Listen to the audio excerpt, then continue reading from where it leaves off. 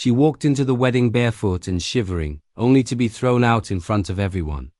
But just before she disappeared, the groom took her hand. Before we start the story, comment below what city you're watching from, and at the end, rate the story from 0 to 10. No one at the ceremony recognized her. And frankly, that was the point. She had walked all night to get there. No phone, no coat, no shoes, just a crumpled invitation she had found in a public trash bin 2 weeks ago.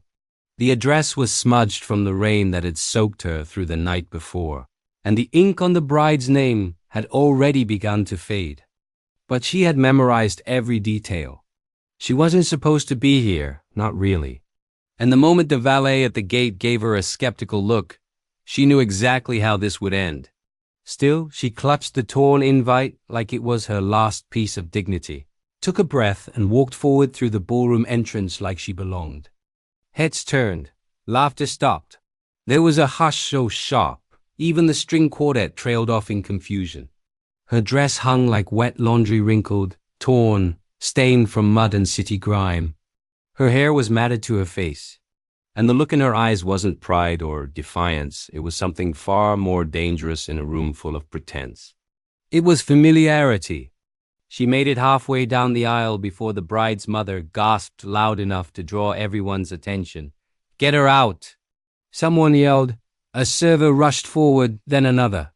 The crowd parted like she was a disease. And just as she was being pulled back by her arms, almost weightless from days without food, a single voice cut through the noise. "Wait!" The groom had stepped down from the altar, confusion on his face, then disbelief, then something else, recognition. "Let her go," he said, walking towards her with eyes wide. And in that moment, before anyone could object, before the bride could protest or the guests could whisper, he reached out his hand, took hers and said her name. There was silence, but not the kind that settles gently. This one was loud, charged, electric, as though every guest in that cathedral-sized ballroom had just been told the world was tilting on its axis. The bride didn't speak. She couldn't. Her jaw was set so tight it looked painful. Behind her, a bridesmaid dropped a glass of champagne that shattered like punctuation, but none of it mattered. The only thing anyone was watching was his hand, still holding hers, as if it belonged there, as if it always had. He looked at her like a man suddenly remembering something he'd buried deep, something so personal that pulling it back into the light felt both dangerous and necessary. "Is it really you?" he whispered. She didn't answer, not yet. Her lips trembled as though they wanted to form a word but didn't have the strength. He gently led her toward the front of the room, ignoring the dozens of eyes tracking their every move, the whispers already blooming into accusations. One of the groomsmen stepped forward to intervene, to stop what was happening before it could escalate into full-blown scandal. But the groom raised his hand slightly. No anger, no drama, just certainty, the kind that silences even the loudest room. He reached into his breast pocket and pulled out a photo, small, worn, almost disintegrating at the corners. He unfolded it slowly, with care, like it was sacred. And when he showed it to the room, the air shifted. It was her, younger, cleaner, but unmistakably her, standing next to him on a street corner in a city none of these people had ever lived in, smiling. And that's when people started to realize this wasn't a stranger, this wasn't a wedding crasher. This was someone from his past, from a time before the money, the headlines, the immaculate suits and magazine covers. And no one could understand why she looked so broken now. Nobody knew what to say. Not the groom's parents, who were frozen in their seats like statues, their polished smiles cracking with each second. Not the bride, who still hadn't moved from her place at the altar, her fingers digging into the bouquet as though crushing the flowers might somehow crush the moment too. And certainly not the guests, many of whom had flown across the country to attend this wedding. People of power and wealth, now witnessing something no carefully curated guest list could have predicted. The groom turned to face the crowd, but he wasn't addressing them.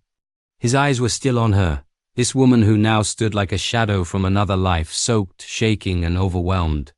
"Her name is Aria," he said, his voice steady but carrying a weight no microphone could enhance. "We met a long time ago. I never told anyone, because I didn't think I'd ever see her again. There was a gasp. Not theatrical, but real, organic. The kind that spills out when a room forgets to breathe. Arya didn't lift her head. She stared down at the marble floor, as if the reflection looking back wasn't hers. She looked like someone who had spent years trying to forget a version of herself that no longer fit the world she now walked through. Her bare feet red from the cold tiles, her dress clinging to her skin, her face full of questions and regret. And then softly the groom added, I once made her a promise. I didn't keep it. A single tear broke free from her cheek. She didn't wipe it away. Nobody dared to speak. Because in that moment it became clear that this wedding wasn't just being interrupted. It was being rewritten. A hush fell over the crowd. But it wasn't the silence of awkwardness. It was the kind that came from collective disbelief. From watching a moment so intimate, so unexpected, that no one knew whether to intervene or to witness. People exchanged glances, but their expressions weren't smug or gossipy like they had been minutes ago when the barefoot woman stumbled in. Now their faces carried a new weight. Something between pity, awe, and guilt. And Arya, she didn't speak. Not yet. Her body was trembling, not from the cold anymore, but from the way time had caught up with her all at once. Every suppressed memory, every hunger pang, every broken sleep on concrete benches, every time someone looked away as if she didn't exist, it was all present in her posture. In her clenched fists, in a breath that hitched with every second she remained standing in that room. Donovan, yes, that was the groom's name. Though few ever said it out loud unless they were pitching a deal or begging for a favor, he took a step closer. But not quickly, carefully, like he was approaching a wounded animal who didn't yet know if it was being rescued or hunted.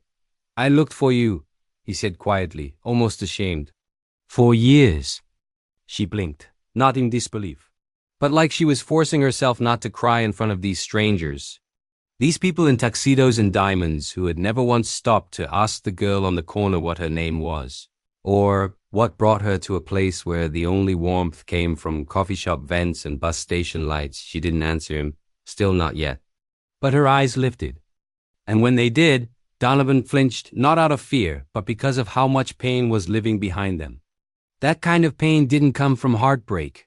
It came from abandonment, from being discarded, from being remembered too late. Behind him, the officiant looked around, unsure whether to continue or step back. The bride, still silent, took a half step forward but didn't speak. Maybe she knew. Maybe she had heard the name Arya before and pretended not to care. Or maybe this was the moment she realized her fiancé's heart had always belonged to someone else. But the crowd? They weren't looking at the bride anymore. They weren't looking at the flowers or the cake or the string quartet still frozen mid-note. They were looking at Arya, and for the first time in years, so was the man who had once promised her forever and left her with nothing. The silence thickened, not because no one had anything to say, but because everyone knew deep down that something sacred was unfolding. Something that no amount of polite clapping or orchestral strings could ever replicate. And in that charged stillness, Arya finally spoke. Her voice was hoarse, like it hadn't been used for days, maybe weeks. It wasn't the voice of the girl Donovan once knew. It was the voice of a woman who had lived through storms no wedding planner could imagine. You looked for me? She asked, slowly, deliberately. Did you look before or after the engagement? The words didn't carry venom. They weren't meant to embarrass him. But they hit harder than any public outburst ever could, because they were calm. And when pain is calm, it's terrifying. Donovan took another step forward, but Arya's hand went up instinctively, not to push him away, but to hold herself steady. You could tell by the way she gripped her own wrist that she was trying not to fall apart. He noticed. Everyone did. I didn't know where to begin, he murmured, as if saying it too loudly would make it sound like a lie. I thought you left because I wasn't enough. She interrupted, just barely raising her voice. Or because I stopped fitting into the world you were building. The bride shifted her weight nervously. Her eyes flicked from Arya to Donovan and back again. She didn't need anyone to spell it out. She knew what this moment meant. This wasn't a confused man. This wasn't a random girl showing up for attention. This was a reckoning. One long overdue. Arya's dress, if you could call it that, was still damp, still clinging to her in awkward places. Her hair, messy and tangled, stuck to her cheeks, but her spine, it was straight, her gaze, unblinking, and the people around her, they weren't whispering anymore. No one dared to breathe too loudly. And yet, despite everything, the stares, the shivers, the humiliation, Arya stood there like someone who had nothing left to lose, which made her the most powerful person in the room. "I didn't come here to ruin your wedding," she said finally. "I came because I didn't want to disappear. Not before you remembered who I was." And with that, she turned slowly, silently, and began walking toward the exit. Her bare feet left faint prints on the polished floor like ghost marks. And just as she reached the doorway, just as the whispers were about to start again, she heard a chair scrape back, then footsteps. Then a voice she used to love. "Arya, wait." And for the first time since she walked in, every single person leaned forward because what happened next was going to change everything. She paused right at the edge of the doorway, where the warmth of the ballroom gave way to the sterile cold of the marble corridor outside. Her back was to the crowd, to Donovan, to the girl he was supposed to marry, but her breath caught. You could see it in her shoulders, the way they lifted almost imperceptibly, as if her body hadn't decided whether to keep walking or collapse on the spot. The room behind her, utterly still, not a whisper, not a camera click, even the band had gone quiet. "Arya," Donovan repeated, this time softer, closer. She turned, slowly, deliberately. And there he was, no longer the polished man in a three-piece suit with a diamond watch glinting beneath his cuff. He looked small, stripped down, like every wall he'd built around himself had just cracked. "I don't care if this ruins everything," he said, voice trembling slightly. "But I need to say this before you disappear again." Her expression didn't change, but her eyes shimmered under the ballroom lights. She wasn't ready to forgive. Not yet, but she wasn't walking away either. And that was something. "I thought I could move on," he confessed. "I told myself I was better off without the chaos, the past, the questions, you. But I was wrong. The truth is, I've never stopped seeing you. Everywhere. In every face, in every street, in every quiet moment when I thought no one was watching." The guests exchanged glances. Some were confused, others visibly shaken. But all were captivated, not because they understood the story, but because they could feel the weight of it, pressing down on their chests like a secret they suddenly remembered from their own lives. "I loved you when I had nothing," he said. "And I hated myself for loving you after I had everything. But you never asked for anything but honesty, and I failed you." Arya's lip trembled, but she didn't speak. Not yet. She was listening with the kind of stillness that only comes after years of silence. The kind that makes every word land like thunder. And Donovan, he took one more step. "I don't want to be the man who lets you walk out again." Then, in front of 100 frozen faces and a woman in white still holding her bouquet, he reached out his hand, not toward the past, not toward guilt or obligation, but toward the only person who had ever made him question who he really was. And for a moment, just one stretched out heartbeat, no one knew if she would take it. Her hand didn't move, not right away. Arya stared at Donovan's outstretched arm, as though it were a mirage, something too delicate to trust, too painful to touch. Her fingers were clenched around the small fabric pouch she carried, the only possession she had walked in with, and now it seemed like it weighed 100 pounds. She took a breath, then another.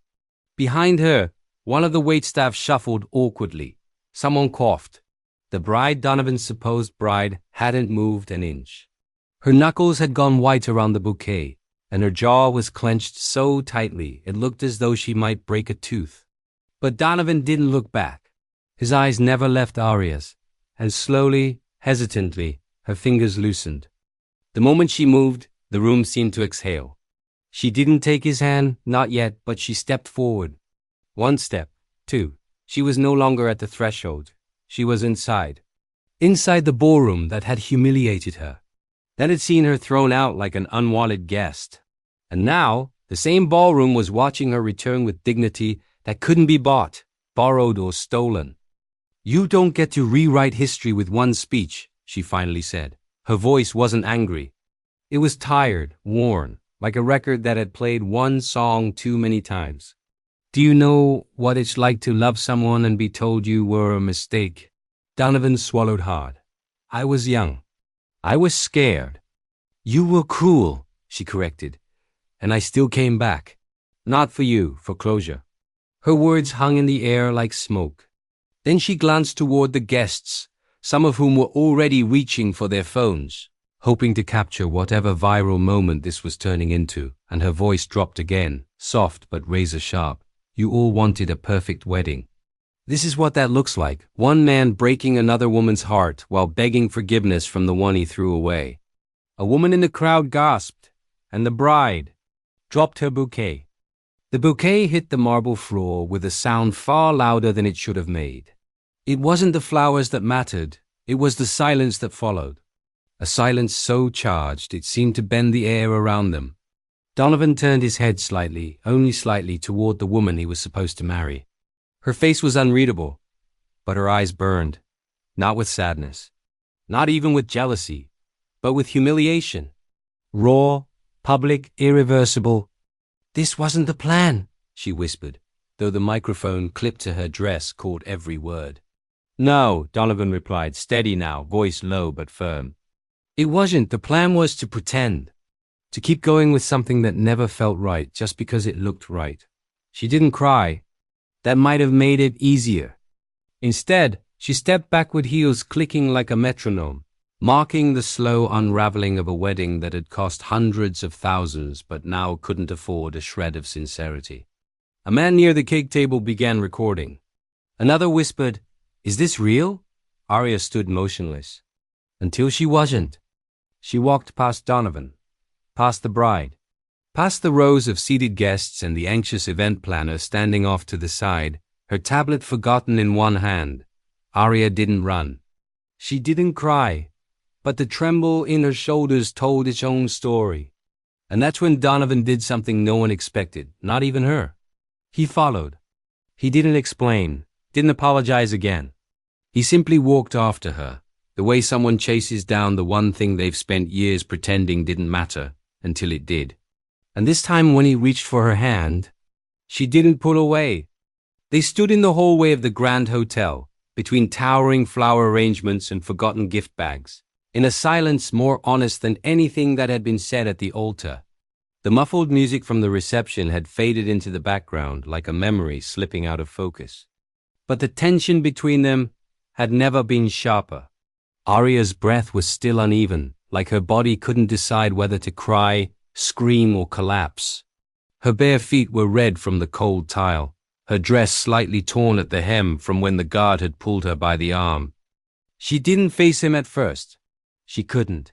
Everything in her body screamed to run, to flee from the man who once walked past her like she didn't exist, and now followed her like she was the only thing that did. "I shouldn't be here," she said finally, her voice so small it barely echoed. "This isn't my world, Donovan." "It never was." Donovan's reply didn't come immediately. He looked at her, really looked at the woman who used to fold linens at the same hotel, who once laughed with the cleaning staff late at night when all the guests were asleep, at the same girl who'd offered him a bottled water when he was just another overworked intern shadowing hotel managers. "You were the only thing real in that room," he said, voice low, but resolute. "That's the problem." Arya shook her head, a bitter laugh escaping her lips. "You didn't even remember my name until they threw me out." "I didn't forget your name," he said. "I buried it like everything else that scared me." His words hung in the air, heavier than any of the chandeliers glittering above them. For a moment, neither of them moved, until Donovan slowly removed the jacket of his tuxedo and wrapped it around her shoulders. It smelled faintly of cologne and some expensive cigar she knew he didn't smoke. "Let me make this right," he said, quieter this time. "Just give me a chance to fix what I broke." And for the first time since she'd walked into that wedding barefoot and trembling, Arya allowed herself to believe. Maybe this wasn't the ending. Maybe it was the chapter they were always meant to write together, but never dared to start. She didn't say yes, but she didn't walk away either. Wrapped in his jacket, Arya stood still between the marble columns of wealth and the bitter chill of memory. The hallway, with all its opulence, felt strangely quiet now. No whispers, no camera phones. No one to push her out. Just the sound of her heartbeat pounding louder than the music behind the doors. Donovan stepped beside her, not too close, but close enough that his presence felt deliberate, respectful, different. "I remember the day they fired you," he said, eyes fixed ahead. "I watched you leave through the staff entrance with tears in your eyes and a box too, small for all the things you deserved to keep." Arya's breath caught. That day had never left her. Not the way her manager snapped at her over a broken glass. Not the way no one defended her, and certainly not the way Donovan stood back and said nothing. "You didn't even look at me," she said, her voice trembling. "I did," he replied. "But I looked away too fast because seeing what they did to you meant seeing what I had become. And I couldn't face that yet." She turned to him then, not fully, not ready to let herself feel the weight of his remorse, but just enough that their eyes met. And in his gaze, there was no arrogance left. No ego, just a man who had lived comfortably in a system that rewarded silence, and was now choking on the truth he'd swallowed for years. "You're not the man I knew," she said, her voice a whisper. "I wasn't," he admitted, "but I want to be better than him." A long pause followed, and then something in Arya's shoulders softened. Not forgiveness, not acceptance, but the first crack in a wall she'd spent years building just to survive.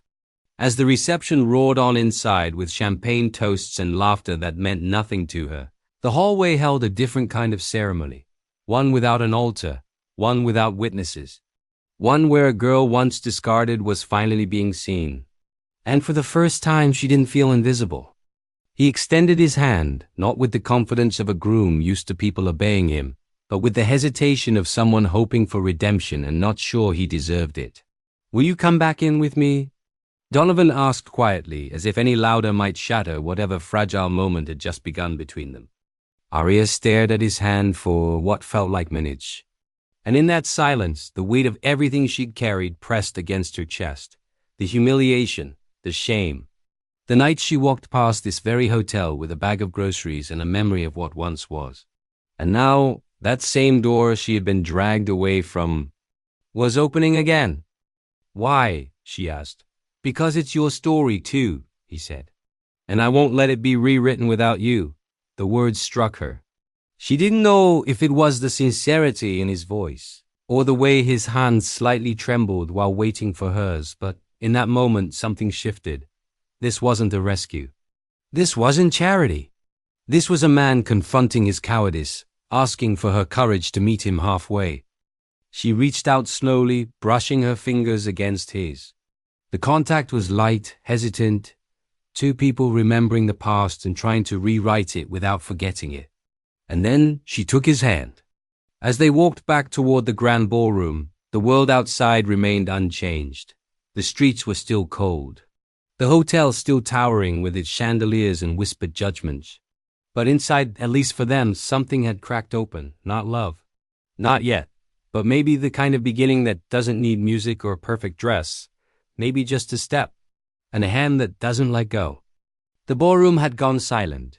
Not because someone asked it to, but because when Arya entered again, hand in hand with Donovan, every conversation faltered. Every fork froze midair, and every pair of eyes turned to witness something they couldn't quite name. She didn't walk with defiance. She didn't raise her chin like a woman returned to claim a throne. She simply walked, in bare feet, her skin still glistening from the rain, her dress still clinging in places it shouldn't, but her posture was upright and her eyes, they held the kind of calm that doesn't need to shout. Behind her, whispers began crawling up the marble columns and bouncing off the chandeliers. Faces twisted, some in confusion, others in outrage, a few in awe, but no one said a word, except for the bride. Claudia stepped forward, her heels clicking like accusations on the ballroom floor. Her face was porcelain perfect, but her eyes revealed the cracks. She tried to smile, but it was sharp. This is a wedding, Donovan, she said, voice tight. Not a charity gala. Donovan didn't flinch. You're right, he said. And I won't turn it into a lie. Claudia laughed, once short and bitter. You think bringing her in here makes you noble? You humiliated me. No, he said, I humiliated myself, years ago. When I let her go because I was too afraid of what loving her would look like in a room full of people like you. The silence that followed was heavier than before. Arya stood still, not as a guest, not as an intruder, but as a woman whose dignity had been dragged across the floor and still stood. Not because someone allowed her to, but because she chose to. Claudia turned to Arya, her voice dripping with sarcasm. And you? You think this changes anything? Arya didn't answer right away. Then softly she said, no, but I didn't come to change anything. I came to remember who I was, and it turns out I hadn't forgotten. Her voice didn't tremble, and in that moment it was Claudia who looked small. The music resumed, quiet at first, then stronger. But it wasn't the kind of music people dance to. It was the kind people stand still and listen to when something real has just happened. As the ballroom slowly descended into a tense silence, Donovan stood still in front of hundreds of guests, all eyes on him. Yet the only person he truly saw was Arya, the woman he once left behind in pursuit of an image that was never his truth.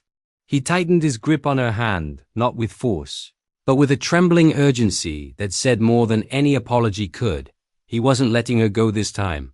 Not without saying what should have been said years ago. I know this wasn't your night, he began, voice low but steady, resonating through the marble walls, but it was never supposed to be mine either. People turned in their seats, whispers bouncing from table to table like nervous echoes, while Claudia, now abandoned at the altar, stood frozen under the floral arch, her mascara bleeding into silence. Donovan looked directly at her. Claudia, I won't lie to you. You didn't deserve this, but neither did she. And he turned to the crowd. None of you ever knew her, not really.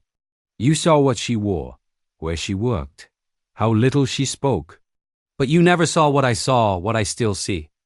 Then pulling a wrinkled photograph from his inside pocket, its edges curled, its surface slightly torn, he held it high enough for the front rows to catch a glimpse. It was a photo of Arya, barely 18, holding a tray of drinks in a cafe, smiling at a much younger Donovan, his hand around her waist, his eyes filled with something he hadn't shown in years, joy without shame. I met her when I had nothing, Donovan continued. No fortune, no name. She stayed beside me when I lived in the back of a rented car and gave me her last dollar without blinking. And when I made my first million, I walked away because I thought she didn't fit the future I had built. Gasps rose from the guests like steam from boiling water. His voice cracked, but he pushed forward. But tonight, watching her walk into this wedding barefoot, cold, humiliated, and still holding her head up, something snapped, not in pity, but in recognition. That I have lived a life full of luxury, power, and applause. But I have never not once felt the kind of pride I felt when I saw her face this room alone. Then came the moment. From behind the podium, a woman walked out. The event planner. Quiet, composed. She held something in her hand. A sealed envelope. Donovan took it, opened it, and read it aloud. This venue, he said, looking up with a trembling smile, was purchased last week by a silent investor. As of this morning, it belongs to a new owner. He turned to Arya, holding up the deed with both hands. And that owner is her. The silence broke like shattered glass. It wasn't just a proposal. It wasn't just love. It was power returned, dignity reclaimed, and a room full of judgment turned upside down. Arya didn't cry. She didn't even blink.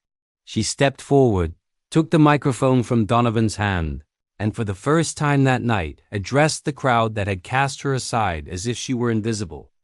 I didn't come here to embarrass anyone, she said. I came to remind myself that I am not the girl who was left at a bus stop. I am not the woman who was kicked out of a wedding. I am someone who survived being forgotten. And now I choose who I let remember me. Then she turned to Donovan one final time. You can take my hand, she said softly, but only if you promise to walk beside me. Not in front. And with that, she extended her hand not just to him, but to her own future. He nodded, stepped down from the altar, and together they walked out, past Claudia, past her furious father, past every smug face that had once judged her. And as the doors of the grand hall closed behind them, thunder cracked outside, not from the sky, but from the applause that finally broke through the tension inside. A homeless girl, a ruined wedding, a reclaimed legacy. And somewhere in the middle of it all, love, not born from fairy tales, but carved out of fire and truth.